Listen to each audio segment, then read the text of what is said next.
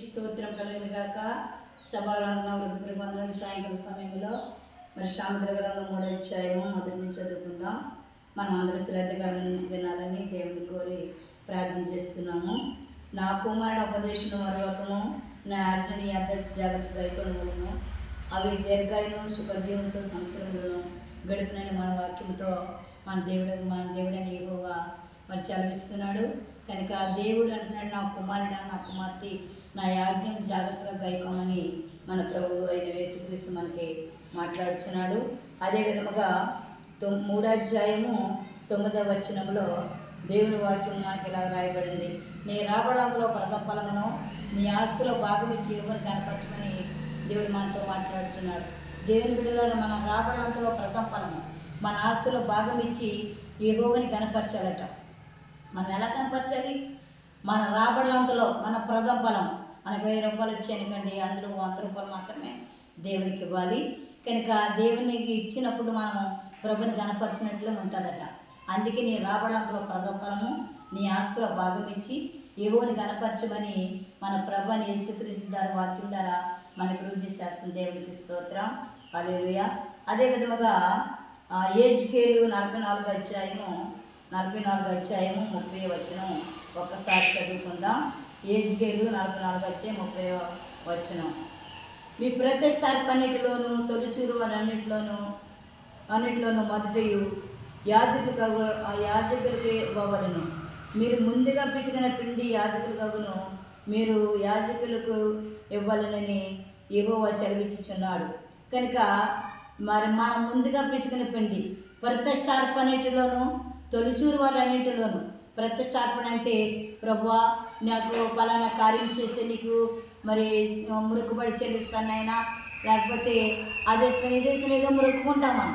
అలాగే ప్రతిష్టార్పణలో మన తొలిచూరుది దేవునికి ఇవ్వాలట. అప్పుడు దేవుడు మన అర్పణ ఆయన లక్ష్య పెడతాడు అన్నమాట అండి. కనుక ముందుగా పిసికిన పిండి అంటే మన చూడండి, దేవుని సన్నిధిలో మనం ప్రభు నమ్ముకున్న తర్వాత మరి భోజనం వండుతాం. అది ముందుగా పిసికిన పిండి అంటే మరి దేవునికి సరైన బియ్యం చేస్తాం కదా. అప్పుడు మనం ఏం చేస్తామంటే అది ముందుగా పిసికిన పిండి యాజకూడదు. కనుక మన దేవుడిని యెహోవాకు అవి ప్రతిష్ట అన్నమాట అండి. కనుక దేవుని సన్నిధిలో మనం యాజకుడికి ఎప్పుడైతే యాజకుడికి ఇస్తే ప్రభుకి ఇచ్చినట్లు, యాజకుడికి ఎప్పుడైతే మనం ఇస్తామో దేవునికి ఇచ్చినట్లు అన్నమాట అండి. కనుక మనం ఏం చేయాలా? ముందుగా పిసికిన పిండి దేవునికి యాజకులుగా ఇవ్వలేను. కనుక నీ రాబడంతలో ప్రథమ ఫలం మన 10 సకరాలు ఉన్నది, 1 ఎకరం ఇవ్వక్కర్లే.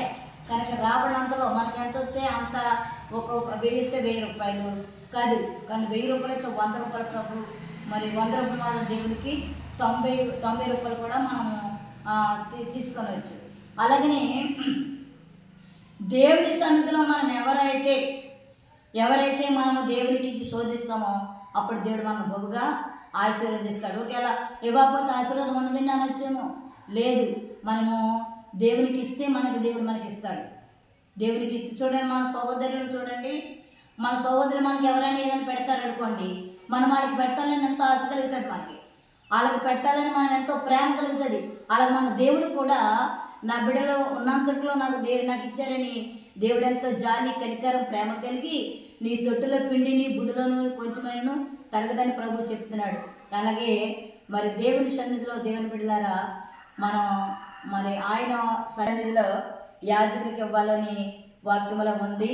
కనుక మనం అందరం కూడా దేవుని నమ్మకముగా విశ్వాసముగా దేవుని సన్నిధిలో ఉన్నప్పుడు తప్పనిసరిగా దేవుడు మనల్ని ఆశీర్వదించడానికి ప్రభు సిద్ధముగా ఉన్నాడు. దేవుని బిడ్డలారా, కనుక యెషయా గ్రంథము 1వ అధ్యాయము ఒకసారి 2వ వచనం చదువుకుందాం. యెహోవా మాట్లాడుచున్నాడు, ఆకాశం ఆలకించుము, భూమి చెవియకుము, నేను పిల్లలు పెంచి గొప్పవానిగా చేసేదని వారు నా మీద తిరుగుబడి ఉన్నారు. చూసారా, యేసు ప్రభు మాట్లాడుచున్నాడు, ఆకాశం ఆలకించు, భూమి చెవియకుము, నేను పిల్లలు పెంచి గొప్పవానిగా చేసేదని కానీ వారు నా మీద తిరుగుబడి ఉన్నారు. నిజమే, దేవుడు మనం గొప్పవానిగా చేశాడు, మన ధనవంతులుగా చేశాడు. ఒకప్పుడు ఎలా ఉండేది మనకి? ఒకప్పుడు తినడానికి ఆహారం ఉండేది కాదు, కట్టుకోడానికి వస్త్రాలు సరిగ్గా ఉండేవి. అన్నీ ప్రభువు ఇచ్చాడు, నాకు ఆహారం ఇచ్చాడు, కట్టుకోడానికి వస్త్రం ఇచ్చాడు, ఉండడానికి ఇల్లు ఇచ్చాడు. అయినా దేవుడికి ఏం చేస్తున్నాం? మనము కనీసం ప్రార్థన కూడా చేయలేకపోతున్నాం. కానీ అన్నీ మనకు ఆశీర్వాదం ఇచ్చాడు. కనుక అందుకే దేవుడు అంటున్నాడు కదా, ఆకాశం ఆలకించి భూమి చెవి ఎగ్గుము. ఆకాశం వింటుంది నా మాటలు, భూమి వింటుంది, కానీ మీరు మాత్రం నా మాటలు లెక్క చేయట్లేదని ప్రభు మాట్లాడుతున్నాడు. కనుక ఆకాశం ఆలకించి భూమి చెవిగ్యము, నేనే పిల్లలు పెంచి గొప్పవానిగా చేస్తుంది, కానీ వారు నా మీద తిరుగుబడి ఉన్నారు. వెది తన కామందుని వెరుగును, గాడి తన సొంతవాడిని దోడి తెచ్చుకుని అంటున్నాడు. వెది చూడండి, సాయంకాలం అంతా వేపుతాం, మరి మధ్యాహ్నం 4 గంటలకి తన కొట్టుగారికాడికి అదే వచ్చేస్తూ ఉంటాడు. కనుక దానికి ఉన్న విశ్వాసం మానవుడికి లేదు. అయ్యో నా ప్రభు నన్ను పెంచుతున్నాడు, నా ప్రభు నన్ను ఆదరిస్తున్నాడు, నా ప్రభు సన్నిధిలోకి వచ్చి నేను ఎలా దీవించాను, ఆశీర్వదించబడాను లేదు. కానీ కొద్ది కాలం మాత్రమే దేవుని మందికి వస్తాను, ఇంకా అక్కడ దేవుడు ఆశీర్వదించి దేవుని మాట మర్చిపోతాం. అందుకే కనుక దేవుడు ఏమంటున్నాడంటే, దేవుని ఎద్దకు రండి, అప్పుడు మీ ఎద్దకు నేను వస్తాను అంటున్నాడు. దేవునికి స్తోత్రం, హల్లెలూయా. దేవుని బిడ్డలారా, ఆయన చేసిన మేళ్ళు, అద్భుత కార్యములు మన జీవితాల్లో మర్చిపోకూడదు. మనకి ఎన్నో మేలు చేస్తాడు, ఎన్నో ఉపకారాలు చేస్తాడు దేవుడు. కనుక మనం అన్నీ కూడా మర్చిపోకుండా యథార్థంగా ఉన్నప్పుడు నీతిమంతుడికి ఏ మేలు చేయకుండా మానడైన దేవుని స్తోత్రం. నన్ను నమ్మిన బిడ్డ తలగా చేతను కానీ నేను తోకగా నిమించనని ప్రభు చెప్తున్నాడు. కనుక సింహం పిల్లకైనా ఆకలి ఉంటుంది, కానీ నన్ను నమ్మిన బిడ్డలకు ఎప్పటికి కూడా ఆకలి ఉండదు. కనుక దేవుని సన్నిధిలో ప్రభు చెప్తున్నాడు, కొండతో నాకు పంపిస్తున్నాను, నాకు సహాయం ఎక్కడ వచ్చును, యెహోవా వల్లే నాకు సహాయం కలుగును. అందుకే యెహోవా వల్లే మనకు సహాయం కలుగుతుంది. కనుక మనం దేవుని నమ్మాలి. దేవుని స్తోత్రం, హల్లెలూయా. యేసు ప్రభు నమ్మితే మనం ఎప్పుడు కూడా ఎడవడో వెడబాయుడు. కనుక మనం ఎవరు నమ్మాలి? దేవుని నమ్మాలి. దేవుని స్తోత్రం. మనుషులు నమ్మితే అంతకంత వరకే మనుషులు నమ్మితే, కానీ ప్రభు నమ్మితే మనకి మేలు చేస్తాడు. అందుకే ప్రభు అన్నాడు, మేలులెన్నో చేయవాడు మన ప్రభువు, బాధలెన్నో తీసేవాడు మన ప్రభువు, ఎలాంటి ఈ ప్రభువు మరలేడు ఇలలునా. హల్లెలూయా, హల్లెలూయా, హల్లెలూయా, హల్లెలూయా. ప్రభు యేసుని పూజింతేమో అనుదినము కనపరిశీదం, కీర్తనలు పాడే చప్పట్లు కొట్టి సంతోషముగా నుండేదా. హల్లెలూయా, హల్లెలూయా, హల్లెలూయా, హల్లెలూయా, హల్లెలూయా. మనకి ప్రభు ఎన్నో మేలు చేస్తాడు, ఎన్నో ఉపకారాలు చేస్తాడు. మన ప్రభు చేసిన మేలు మన అన్నయ్య చేయడు, మన తల్లి చేయడు, మన తండ్రి చేయడు, మన బంధువులు చేయడు, ఇరుగు పొరుగు వారు చేయరు. మన దేవుడు చేసిన కార్యములు కంటికి కనపడవు, చెవులకి వినిపించవు, హృదయానికి అగోచరము కావు. కనుక దేవుని బిడ్డలారా, మన దేవుని మాట అనడం మర్చిపోకూడదు. ఇది కడవరి దినాల్లో ఉన్నాం, భయంకరమైన దినములు ఉన్నాం.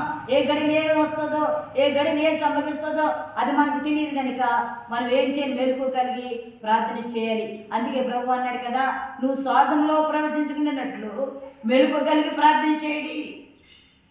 కనుక మనం మెలకు కలిగి ఉండట్లేదు నాడు, కానీ టీవీ కాడ ఉండి నిద్రపోతే టీవీ చూసుకుంటూ ఉంటాం.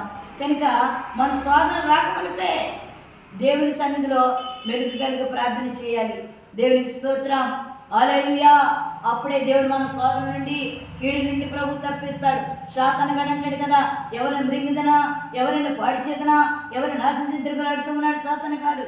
కనుక ఆ సాతానులో మనం పడకుండా మనం ఉండాలంటే దేవుని సన్నిధిలో యథార్థముగా ఉండాలి. దేవుని స్తోత్రం. యథార్థవంతులకు ఏమేమి చేయక మానడు. కనుక మన సన్నిధిలో యథార్థముగా నమ్మకంగా ఉన్నప్పుడు దేవుడు మనల్ని ఎంతగానో బహుగా ఆశీర్వదించ ప్రభు సిద్ధముగా ఉన్నాడు. దేవునికి స్తోత్రం, హల్లెలూయా. కనుక దేవుని బిడ్డలారా, మనం ఎల్లప్పుడూ కూడా లోకస్నేహమును దేవునికి ఎరుగుతాం. లోకస్నేహం చేయకూడదు, లోకాసులు మనకు ఉండకూడదు. మనం ఎలా ఉండాలంటే దేవుని సన్నిధిలోనే యథార్థంగా ప్రార్థన చేయాలి. విరుగు పొరుగు వారితో సావాసం చేసి మనం చెడిపోతున్నాం. ఈనాడు అనేక మంది చెడిపోతున్నారు, లోకాసులో పడిపోతున్నారు.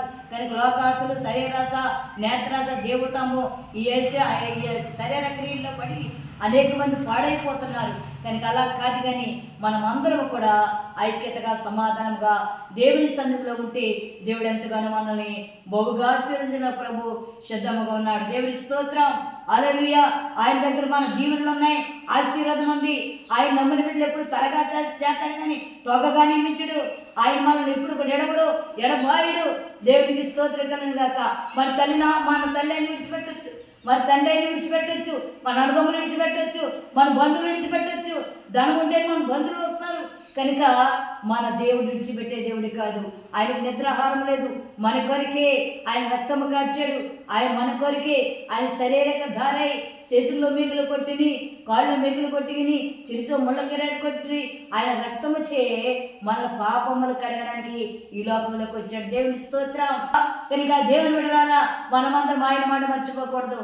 కనుక మన మాట ఆయన మాట మనం మర్చిపోతే ఈనాడు మనము ఈ స్థితిలో ఉండము. దేవుని స్తోత్రం.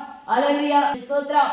ఏ స్థితిలో ఉన్నానంటే, ఇంకా బ్రతికున్నానంటే నీ కృపా, నీ కృపా, నీ కృపా, అది నీ కృపా. హల్లెలూయా. దేవునికి స్తోత్రం. ఈ స్థితిలో నేను ఉన్నానంటే దేవుని బిడ్డలారా ఆయన కృపలందు నేను జీవించలేను.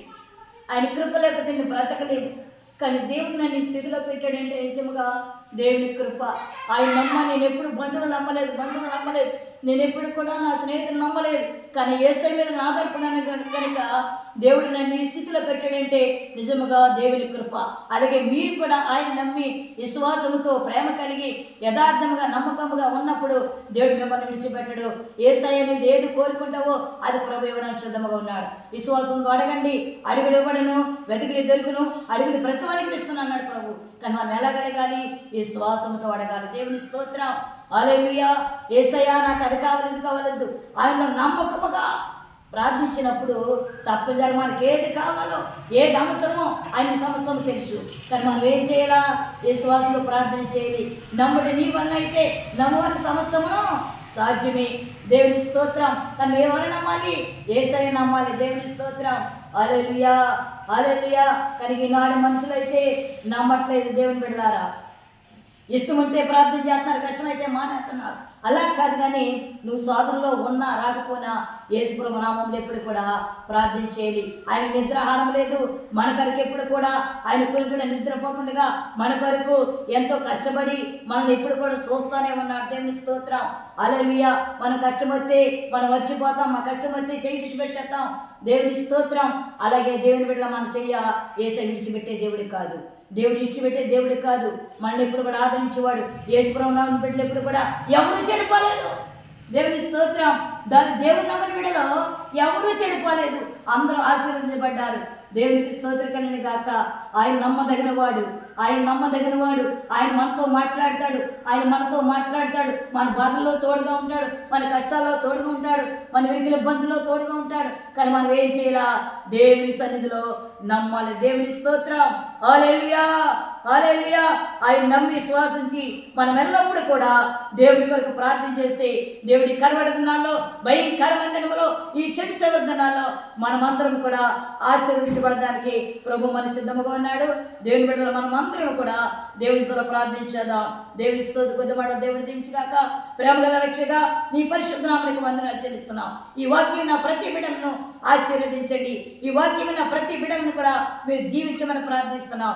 నాయనానికి వందనాలయ్యా. మా సంఘ బిడ్డలను ఆశీర్వదించండి. గ్రామస్తులు మార్చండి, గ్రామాల బిడ్డలు మార్చండి. విదేశాల్లో మా సంఘ బిడ్డలు ఉన్నారయ్యా, విదేశాల్లో సంఘ బిడ్డలు ఉన్నారయ్యా, విదేశాల్లో సంఘ బిడ్డలందరినీ కూడా బహుగా ఆశీర్వదించండి. వారైతే ప్రభువా మా సంఘమును విడిచి బిడ్డలను విడిచి విదేశాలకు వెళ్ళారయ్యా, వారందరిని కూడా బహుగా ఆశీర్వదించి దీవించమని ప్రార్థిస్తున్నాం. నాయనా ప్రభునికి వందనాలు. ఎంతవరకు చెప్పిన వాక్యం వృధా కాకుండా అందరిలో ఫలించే కృప సహాయములు మీరు మాకు అందరికీ దయచేస్తారని ఈ కొద్ది మాటలు నీ రాజ్యంలో చేర్చుకుని నా ప్రార్థన ప్రతిఫలం దయచేయమని యేసు నామములో ప్రార్థించి వేడుకొనిచున్నాము తండ్రి.